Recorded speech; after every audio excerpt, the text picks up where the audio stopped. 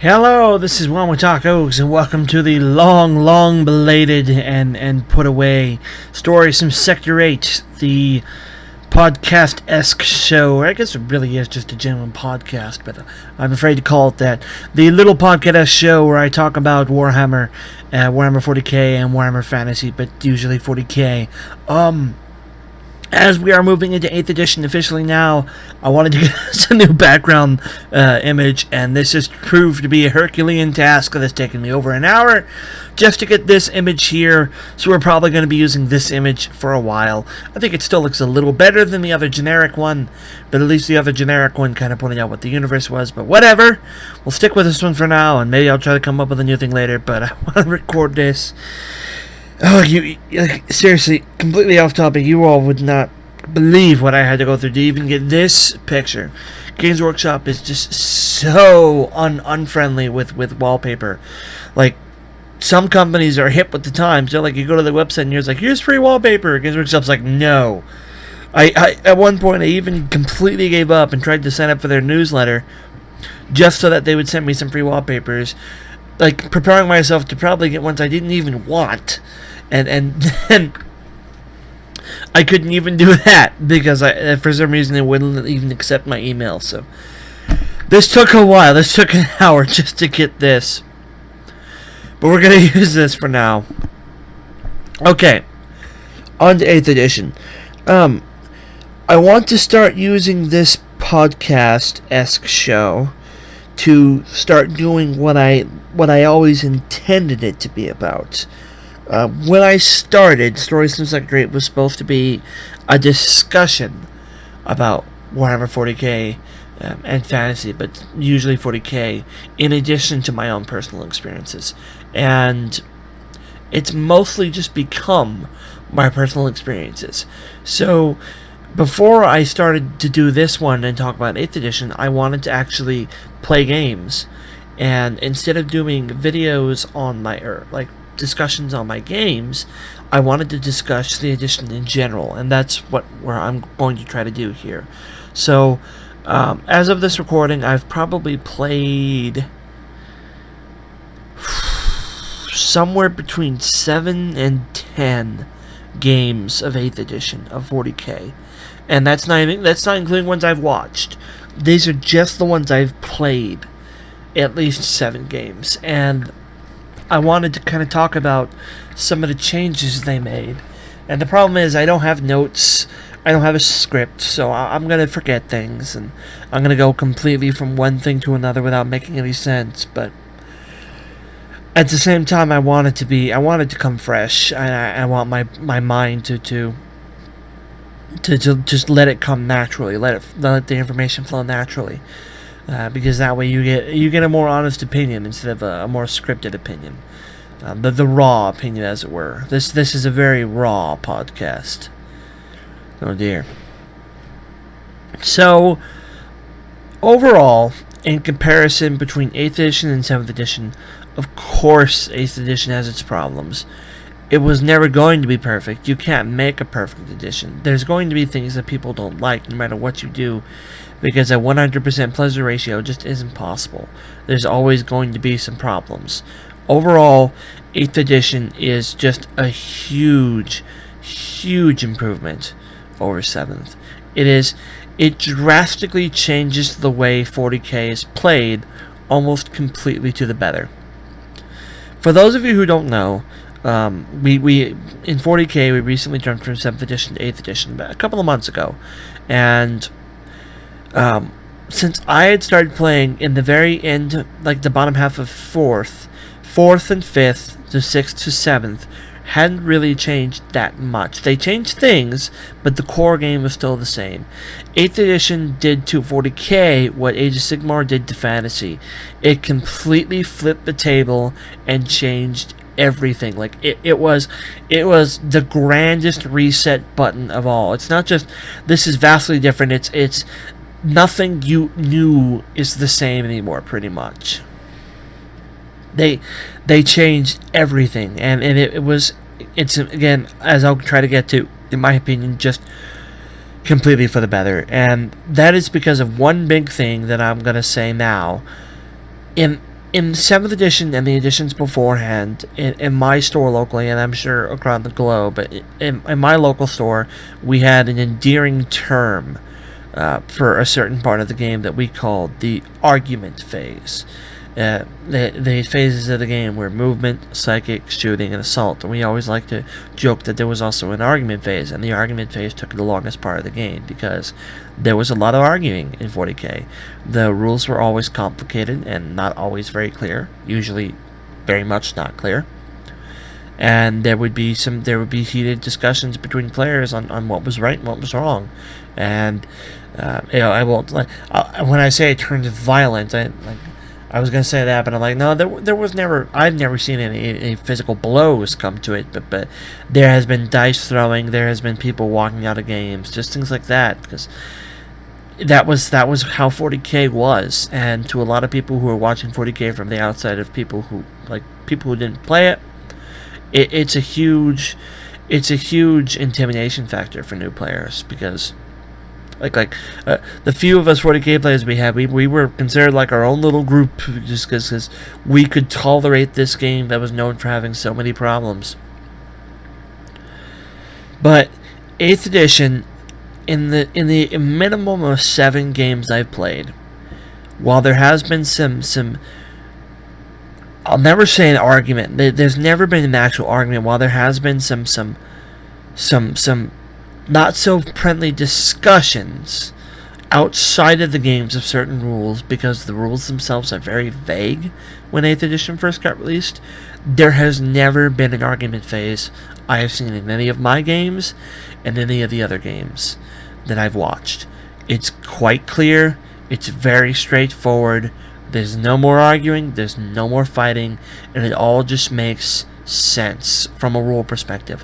There's a couple of things, but almost all the rules you could argue with are so unimportant that we've always been able to just say, like, either roll a die or just move on and just give it to somebody, because none of them have ever been that significant. And it's for that big reason alone I have to give it to 8th edition, that it's so much better than 7th, because 8th edition isn't stressful to play, and 7th edition was. And that's not just 7th. 6th was like that too. 5th to a lesser extent. 6th was the worst, which is why they went to 7th so quickly, just because 6th was a problem and they knew it. But there was definitely arguments in 7 all the time, and it made it a very stressful game to play, because there was a lot of rules that people had to think about, that people usually didn't see eye to eye on. There was a lot of wiggle room to kind of be like a rule Nazi, and I usually make fun of the term like rule Nazi or whatever, because usually like playing by the rules is a good thing, but there was room like loopholes, loopholes like lawyers use is the kind of thing that 7th edition things had, like where it was to the point was you couldn't really argue with the guy, but at the same time it's like he was using it specific, like you use those kind of rules just to mess with people, not to make the game more fun for you, you know, like not to make the game more fun for the players. You understand what I'm talking about? Like, there's a difference between enforcing the rules and enforcing rules that are so asinine only to help, like have to only help you. There was a lot of that in 7th edition. The other big problem 7th edition had, and here's the other really good thing I have personally experienced with 8th edition, was in 7th there was a definite power play, like power play armies. So to speak. Put that into better terms for you non-players. Some armies were better than others, and that's always going to be the case for sure, because again, you can't have a perfect balance. You can only get close. But in 7th edition, they were nowhere near close. Almost all of my experiences in 7th edition belong to fighting chaos, because most of the time it was me and one other guy as the only guys waving the 40k flag. So I played against him a lot, and I never felt, I don't think one time I've never felt playing against Chaos that I stood in equal ground ever. Just because Chaos had so many just rule advantages. It was crazy. Every game I've played in 8th edition that I've lost, which is almost all of them. I think I've tied or called like 50% of them at least, and then it's like mostly losses, and then I think I have like 2 wins. But every game that I've played, win, lose, or otherwise, especially the win ones, I've never felt that my army of choice, whichever army I played, could do nothing against the army I was playing against. Now, I say this is my personal experience because almost immediately the rumor online when 8th edition came out was Necrons were the new one to be, and we don't have any Necron players in this area. So the arguable best army online is the one we don't have right now. So I don't know about that. I've played against Tyranids. I've played against Guard. I've played against Space Marines. I've played against Dark Eldar. Just none of it felt ridiculous. Although Imperial Guard is the closest one. If there is one that feels like it's overwhelming, it's Guard, and even then I can see where Guard can be dealt with. I can. There's nothing as bad as it was in 7th edition. One of the big things they changed from 7th to 8th, the same way they changed from Fantasy to Age of Sigmar. If you intend to bring in any reinforcements throughout the course of the game, either via spawning like Tyranids or summoning like Chaos, you have to pay for it on your list before you even bring it.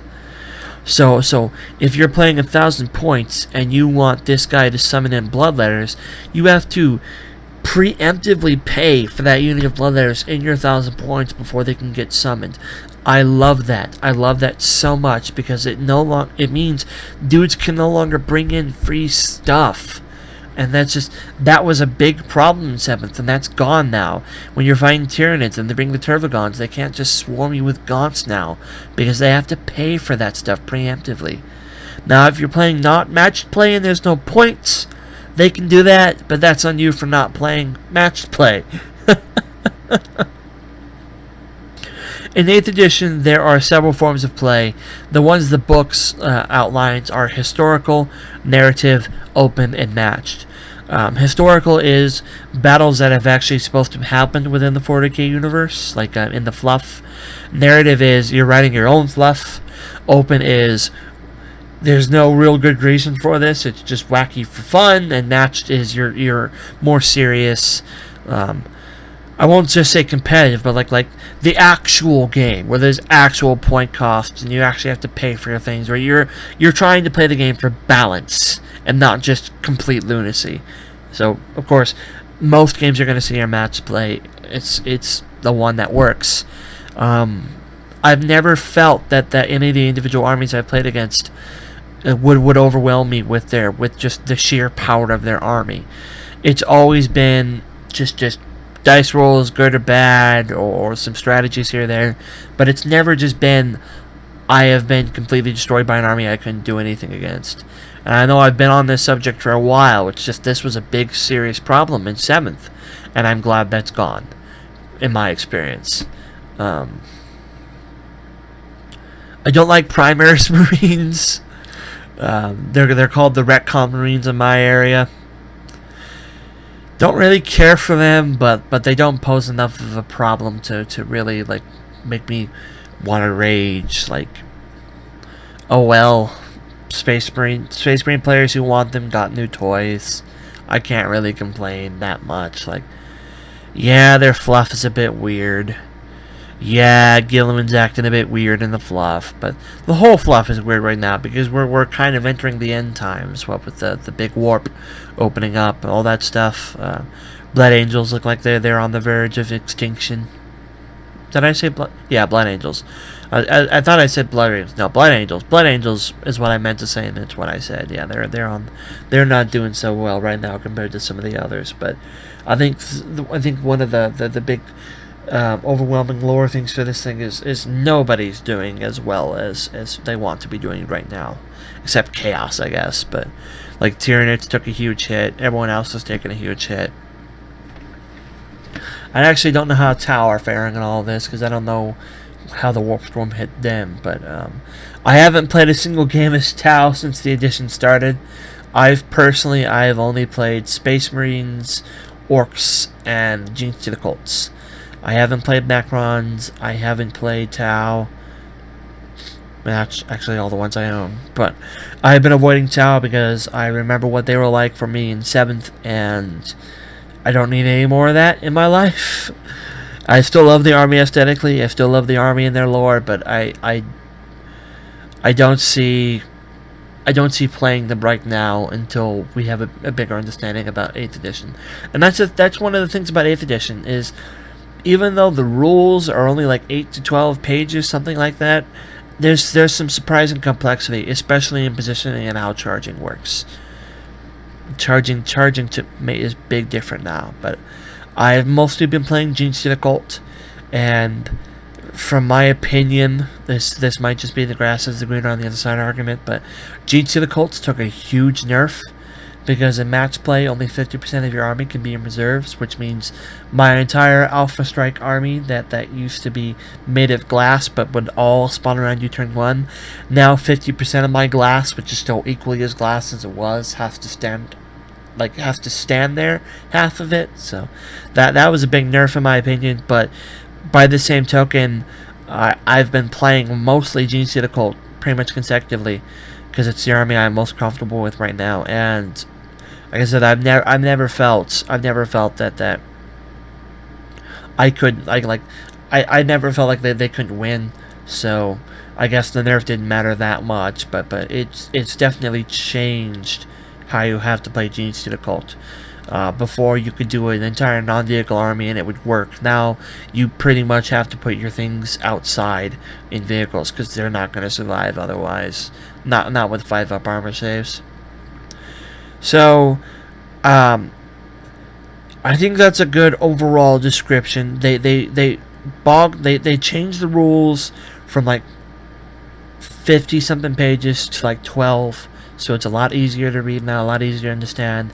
It's a lot more simple, and none of that is a bad thing.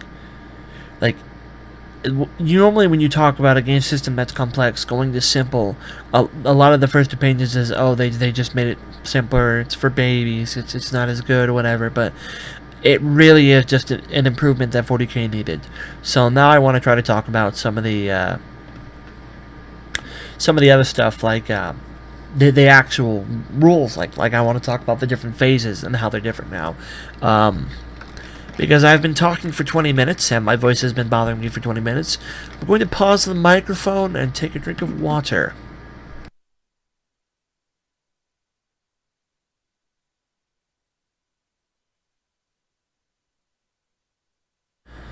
Alright, I didn't need to be drinking water on the microphone, but I did pause.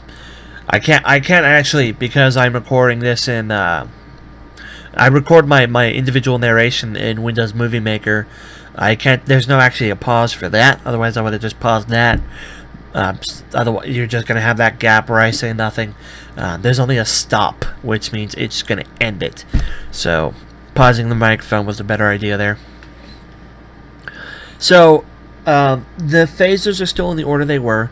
It's still movement, then psychic, then shooting, then the assault phase, or charging, or whatever it is now, with the addition of a new phase called morale. A lot of this stuff is similar to Age of Sigmar. I'm going to be making comparisons to Age of Sigmar. If you haven't played AOS, I will also be trying to explain what they mean to regular terms. The movement phase is almost exactly like it was, except because now units are more war scroll in eyes, like AOS. Essentially, there's no longer broad generalizations of types. every unit moves a different movement speed. Now a lot of them are the same, like most Space Marines move blank, but it's not just, now it's no longer all infantry move blank, all bikes move blank. It's this individual unit of bikes may move faster than this unit of bikes, so you actually have to check your movement. In the shooting phase, in the previous edition, you would have a thing called run, that instead of shooting you could run. They've changed the run to advance and stuck it in the movement phase. So now if you want to run, you have to do it in your movement phase instead of your shooting phase. And for an older veteran like me, yeah, it's actually been taking a lot of time to get used to, because I'm used to moving, then deciding if I wanted to run by the time the shooting comes around. Now you have to decide that a little earlier. Unless you have rules that prevent otherwise, advancing prevents you from shooting and from from charging as well. Shooting, or the psychic phase. Before I get to the shooting phase, the psychic phase. The psychic phase has been made, again, to make a comparison to Age of Sigmar, almost the same as wizards in Age of Sigmar. All psychers know a base spell called Smite. Some do it better than others, and by that I mean Magnus casts a superior Smite, and then like 90% of everyone else casts regular Smite, and then like the dudes who are supposed to be really, really sucky at it, like Imperial Guard Psychers, have less Smite. But for most people, it's the same spell. And then it says you get 1 or sometimes 2 spells from a small selection of 3 to your specific army. So, like, if I'm playing Genestealer Cult and I bring a Magus, Genestealer Cult has 3 special spells. All of them have 3 special spells. Mine are Might from Beyond, Mind Control, and one other one that I can't remember. It's some fear thing, but I get to pick one of those and Smite. The thing that makes it so comparable to Age of Sigmar is, in Age of Sigmar, if you don't have a wizard and you're fighting someone who does have a wizard, you are at a significant disadvantage. 40k is now like that as well, mostly because of Smite. Smite is a very powerful spell, and the fact that every Psyker knows it is a huge important detail for people to remember. Like,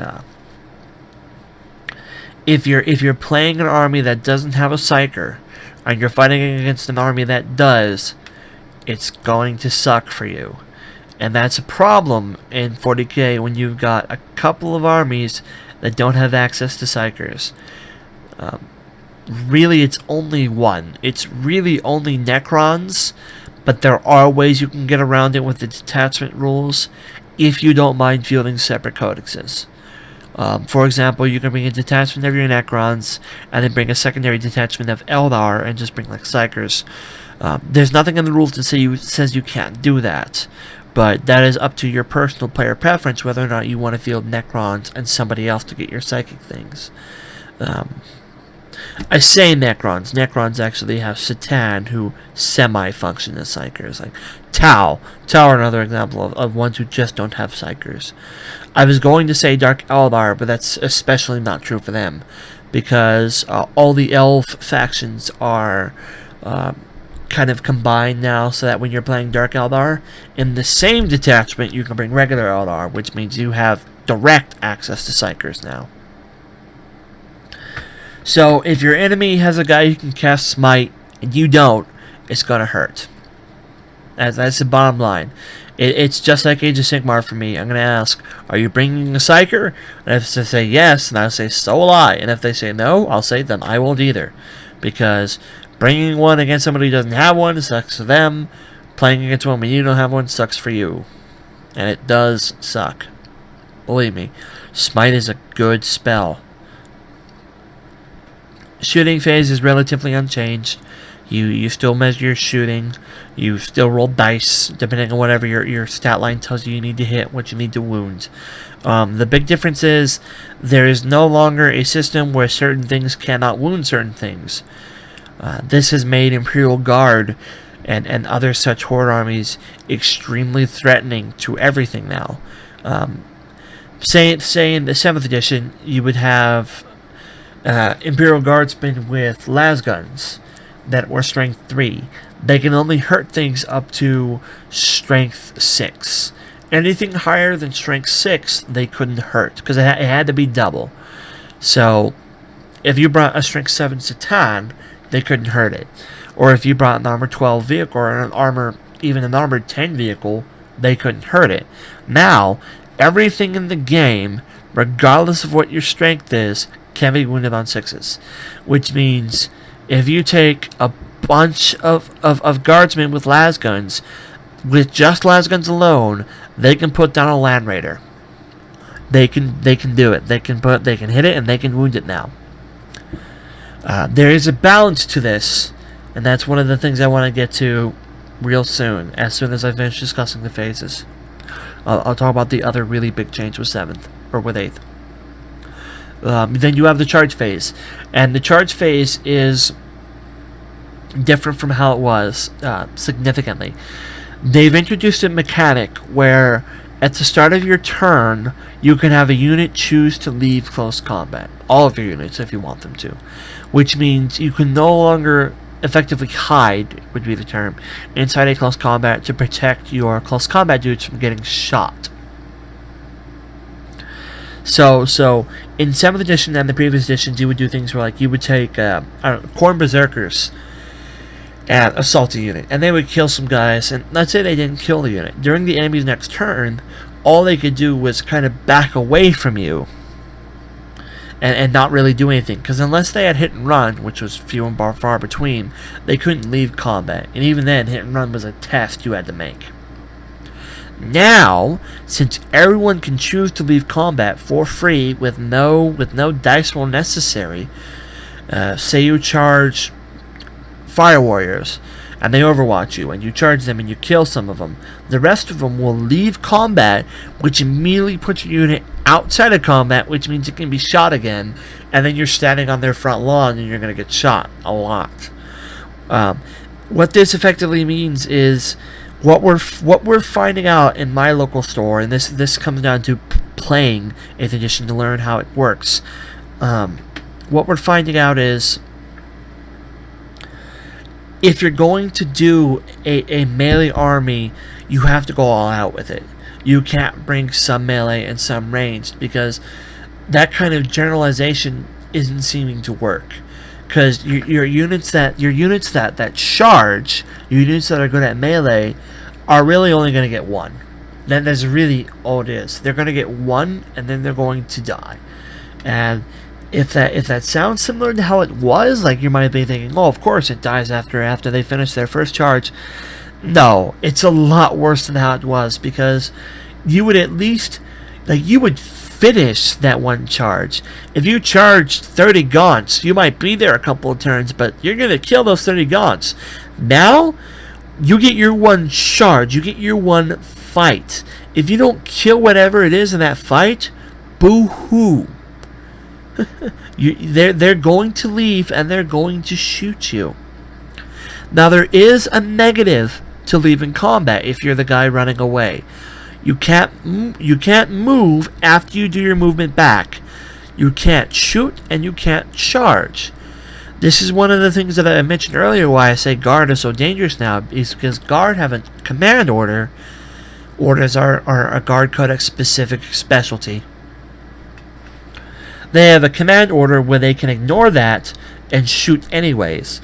So if you charge 30 guardsmen and kill 10 of them, the other 20 are going to move away and then shoot you again. The same ones that you just charged. And it makes melee a lot harder than what it used to be, because you, like, again, it goes back to that thing where like, I keep saying you can't hide in combat, but that's really what it is.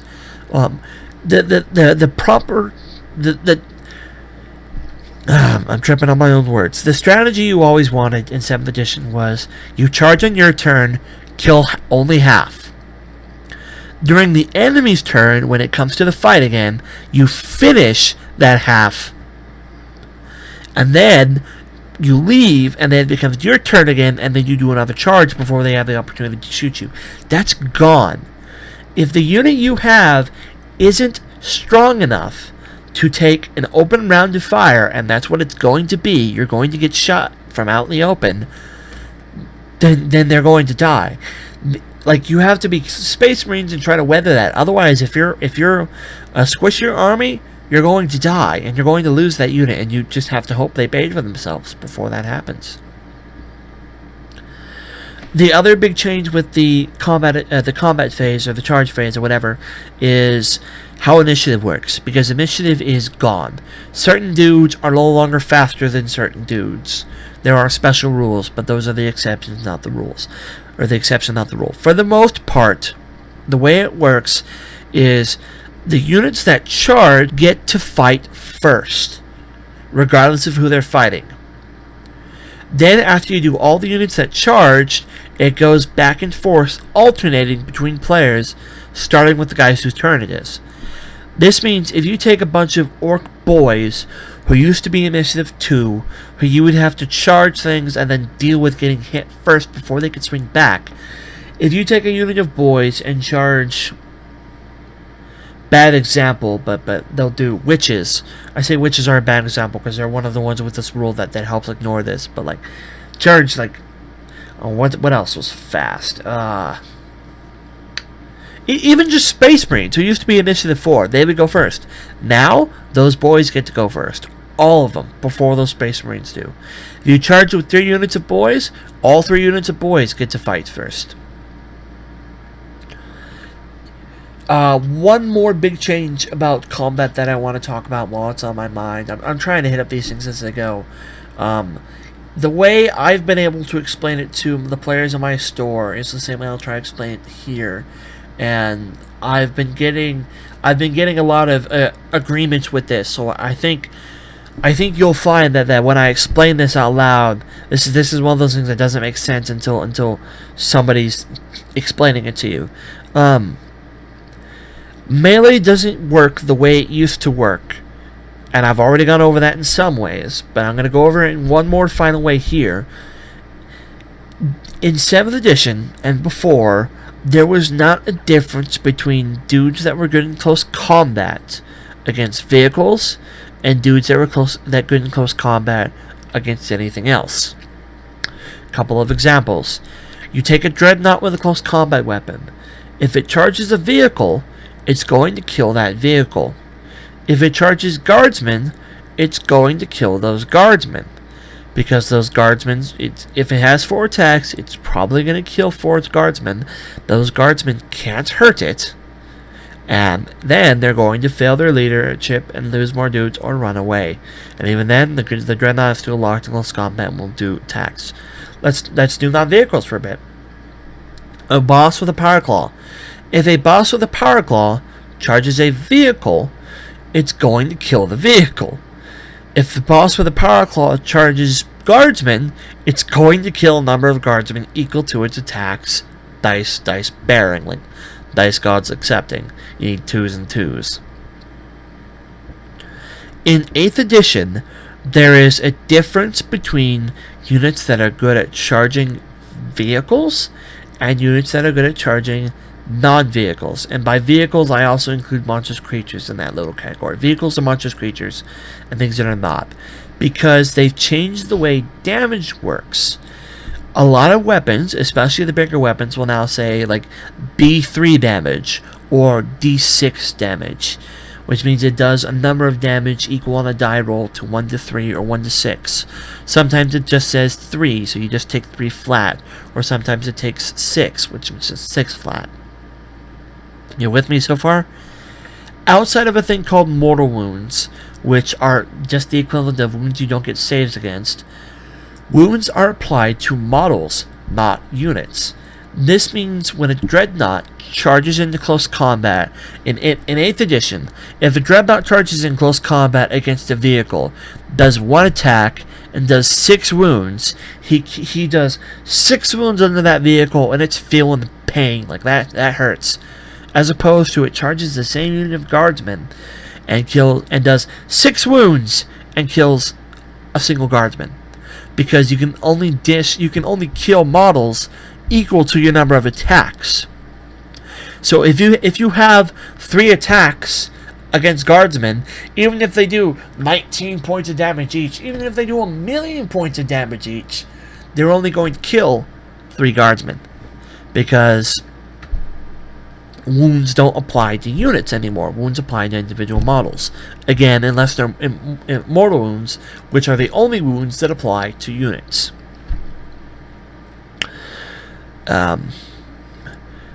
And the reason why just killing 3 guardsmen doesn't work as it did in the previous example was the next step in this discussion, the morale phase. Morale does not work like how it used to. Before, you would roll morale, and if you would fail, that unit would begin running away, and then you would need to pass it to eventually have them come back. Now it's morale is a d6 instead of 2d6. You take whatever leadership your unit has. Let's say Space Marines with a sergeant, leadership 8. You take how many casualties you have in that turn. So at the end of every turn, regardless of whether or not it's your turn, you test for your morale phase. So let's say throughout the course of, you have a unit of 10 Space Marines, and throughout the course of the enemy's turn, they kill 4 of them. Now that means you've lost 4 dudes. Space Marines with a sergeant are leadership 8, which means you need to roll. You roll d6, and whatever you roll, you add the number of casualties you sustained with that and compare it to your leadership. However many you go over by, not equal, however many you go over by, immediately that many models in that unit are slain. That unit doesn't run, it just loses dudes. So the same one, 10 Space Marines and you kill 4 of them. That means they're rolling a d6 plus 4. So on a 6 plus 4, that's a 10. Since their leadership is 8, 2 dudes just die. Understand? In 7th edition, when a dreadnought would charge guardsmen, kill some of them, the guardsmen would usually, depending on characters nearby, they would fail their leadership, which means they can be swept and you would kill the rest of the unit pretty easily. Now, because of the way leadership works, they might lose a couple more dudes, and it's really not going to have a significant impact. So you got to be careful in this edition what things you bring that are really good at punching vehicles in the face, / monstrous creatures, and things that are really good at punching non-vehicles in the face. Now, from what I've been able to experience, and this is just my opinion talking here, as is most of this, but what I've been able to tell is that things that are really good at punching non-vehicles are also good at punching non-vehicles. If you take a unit of Hormagaunts and have them run over another unit, that's a ton of attacks. But that same ton of attacks will also help put down a vehicle for sure. I don't think it works an opposite. That same Power Claw that would crush a vehicle open is not going to do much to a unit of Hormagaunts. It'll kill a couple of them. The Tyranid player will cry for about a millisecond and then realize how dirt cheap they are. So those are the various phases. And the last thing I kind of wanted to talk about was the thing I hinted at earlier. They drastically changed. They drastically changed, and this is the other really, really big change. They changed how vehicles and monstrous creatures work. Specifically vehicles for the most part. There's no longer an armor value system. Vehicles now have a toughness, just like everything else. And just like everything else, they can now be wounded on 6s no matter who you are. Because they changed that, vehicles also no longer have a facing. And one of the things that they also no longer have is firing arcs. We've been joking in my area that vehicles just constantly do donuts across the battlefield the whole time so they can shoot everything. But now, if you bring Land Raiders, for example, you no longer have to see what your sponsons can shoot like what they can see within like range of like 90 degrees and things like that. All that's gone. Vehicles have been completely simplified to basically acting like infantry, except they're a lot tougher. And that's the other really big change I like. I've come across a couple of players who just can't get past the fact that vehicles can now fire all of their weapons out of their behinds, because they no longer have like a facing or like a way they have to fire. But it really is just for the best. It needed this kind of simplification. So, in the effort of doing that, they've also made vehicles across the board for everyone monumentally tougher. They're way tougher than they used to be. And my internet is down. I'm going to have to fix that later. They are way tougher than what they used to be. In 7th edition, you could take a melta gun against a Land Raider, and that was a bye-bye Land Raider. It was gone, because that's what melta guns did. In this edition, a melta gun does D6 damage. It's one of the highest damage guns in the game. A Land Raider has 16 wounds. Even if you roll a 6, the thing that would previously one-shot the Land Raider now doesn't even do half damage to it. Vehicles got a lot tougher, and that's a scary, scary thing when you're fighting some Xenos armies. For Space Marines, it doesn't matter, because the indestructible Rhino transport still is doing as much to damage you as the unindestructible Rhino transport. It's got a stone bolter. That's really about it. When you have things like is it Ravagers that are really scary, Dark Elder ones? I'm going to say Ravagers. And Wave Serpents that got way tougher? That's a problem. That's a serious problem. But they're also paying a lot more for it. Come to think of it, I haven't used a Monolith yet. I want to see how much damage a Monolith can put out in this edition. Yeesh. I stopped using Monoliths in 7th because I did not like how the rules worked for... what was it called? The big weapons. Not primary, it was... they had a thing where they can only fire... They had a big gun, but if they fired it, they couldn't fire the other ones. Well, I didn't like how Monolith basically paid to have all of its guns, and it can only use half of them in a turn. That's gone now. So it might be worth bringing Monolith back again, but... Vehicles got a lot tougher, was the point I was trying to make from all that. Transports are a lot harder to drop than they were. Transports are a lot harder to drop. Monstrous creatures got a little tougher and a little weaker in some regards. A lot of their armor saves went up. Most Tyranids now have a 3-up, 5-up invul, which is good, but because weapons that were like if you took a melta gun against a Carnifex in the previous edition, you were a clack, because you would deal 1 wound to it for sure, and then it would go, oh no, I've got like 5 left, so scary. Now it's you roll your D6 wounds and that thing's going, ow, that hurts a lot, and then it punches you and you go away. But everything, like whereas vehicles got a lot tougher, all the guns that used to be able to one-hit vehicles that can't hit one vehicles anymore are now a bigger, scarier threat to monstrous creatures. So we're going to see a change in how monstrous creatures work. And vehicles and bigger monstrous creatures also now use a wound system where they actively get worse as they get wounded. And like vehicles move less, are harder to hit, or hit less often. Bigger monstrous creatures lose wounds, lose movement, things like that, because as they're getting wounded, they act slower and everything. I'm personally not a fan of that.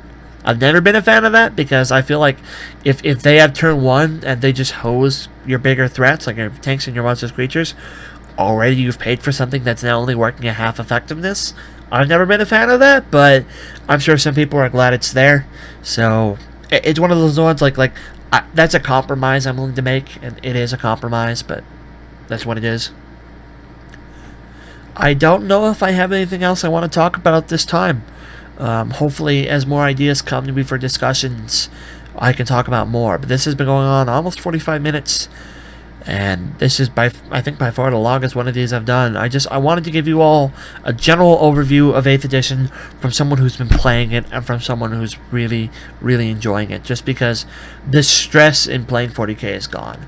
And 8th edition has brought in a lot of new players in this store for me, so I have new people to play against.